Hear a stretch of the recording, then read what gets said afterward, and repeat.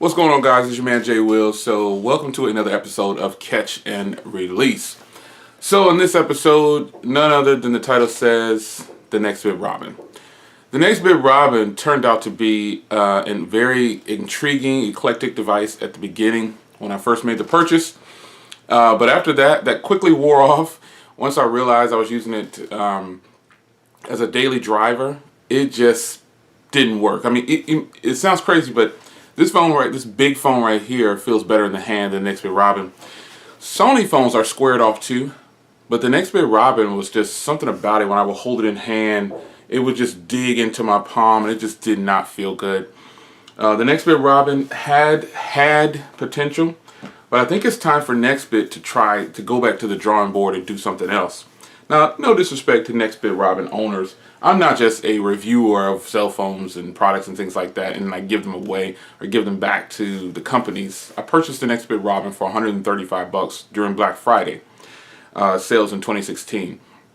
So I got the device for $135, but once I got the device, I realized I personally would not pay more than $170 for the phone. Now, the reason that the Nextbit Robin is here on Catch and Release is because I just wouldn't use it again. It's just not something that I could use as a daily driver based on the current lineup that I have. It just doesn't fit.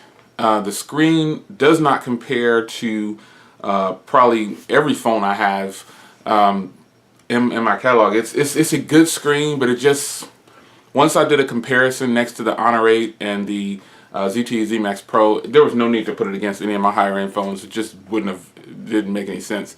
But the build quality, throw it back in for that. It was just way too boxy and plasticky. And it's not the first phone to use plastic, obviously, but that phone just felt cheap, and it never got rid of the fingerprint. I had to wipe the body off the back just to get rid of fingerprints and smudges. It just maintained an oily look, a dirty look. It looked dirty all the time, and it was pretty much brand new. I even bought a case, tempered glass. I tried everything under the sun to try to get this phone to be what it was. Now, you probably think, Jay, you're just focusing on the way it looks, build quality. Yeah, that's the start. I'm moving on here in just a second. But the build quality was definitely one of those, I gotta throw this thing back in the sea because this is just not worth keeping. Next was the screen, like I was just talking about. When I put the Nextbit Robin next to some of my other phones, wow, it just didn't seem like, it definitely was not spectacular anymore. I was not impressed. I gotta say, this phone is probably the most affordable smartphone I have, like you call it mid-range, high-end, whatever you want to call it. It's packed with some great features. This phone right here just destroys the Nextbit Robin in a lot of areas. The screen, I have a dark wallpaper on it right now, but this screen is beautiful. This is a beautiful screen. This screen has held its own against some of my phones that are 10 times the cost, so this is really good. So the Nextbit Robin has to compete with phones like this, and I just think it does not compete at all when it comes to the screen.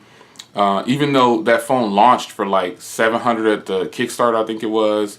Then it dropped to like $5. It just so slowly went down pretty quick. Well, I shouldn't say slowly. It went down pretty quickly. It was released this year, and it's already like on Black Friday sales for $100. You know what I'm saying? So it just didn't do well. Some Kickstarters, you learn from your mistakes and you come back and do it again. But I would say, the Nextbit needs to round off those corners, give it a different body type, and up the screen ante to a different display technology. It doesn't have to be Quad HD, but whatever they used before, throw it back in. Next was the fingerprint reader. Now, that is probably one of the worst implementations of a fingerprint reader that I have ever used on a smartphone. Seriously. I don't care how slow this fingerprint reader might be. That fingerprint reader is horrible. You have to push the button and then keep holding, and then it finally opens up. But the problem is, and now you might say, well, Jay, you have to do that on Samsung phones and some iPhones, whatever, but in a lot of other phones. But I will say this, at least those are very, very accurate. The Nextbit Robin is the worst fingerprint reader I have ever used of all the smartphones that I've ever purchased.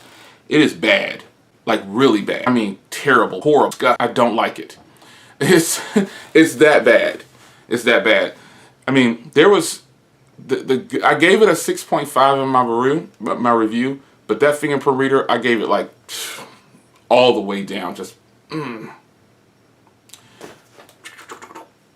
it back in with me, guys. Throw it back in. That fingerprint reader is horrible. It's not accurate. It's very uncomfortable on the side to use. It's like they almost tried to mimic some of the Sony phones. Because I'm sure there's Sony phones that have that fingerprint reader. I think there's one or two that have that fingerprint reader on the side and the power button. That was a horrible implementation. You guys need to definitely go back to the drawing board and do something better than that. That's not going to work. So, you know, overall, the Nextbit Robin, yeah, it's on the catch and release for sure. It's just something about the overall package of that phone. The software experience was actually pretty good. I didn't have any crashes or anything pretty much during the time that I used it. But the cloud storage thing, that's kind of, you know, I don't have enough.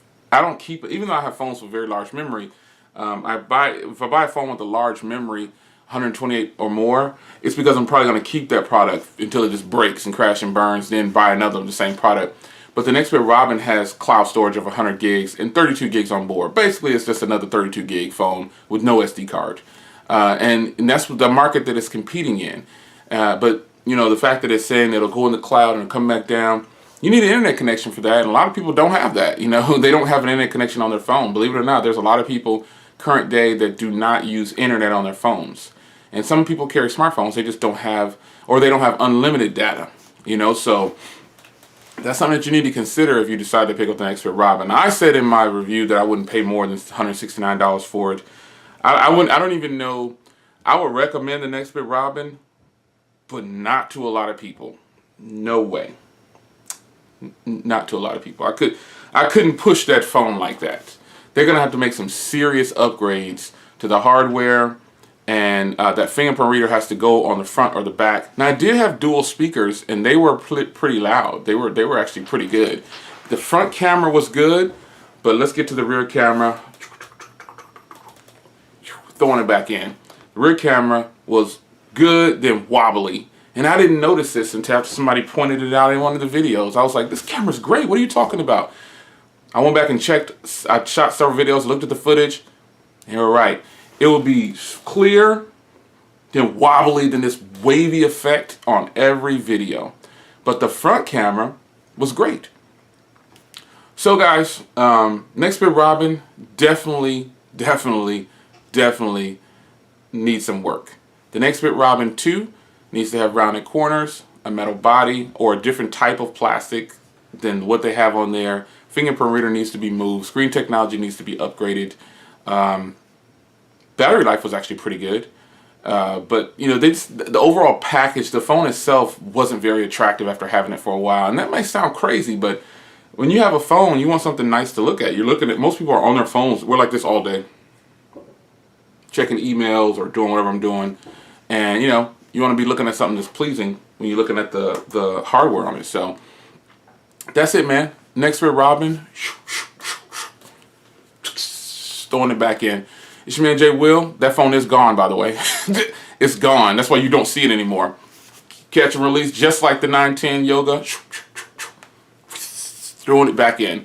Gone. I got my money back and then made a little money too. So it's your man Jay Will. I'll see you guys in the next video. Don't pay more than $170 for the Nextbit Robin. Peace.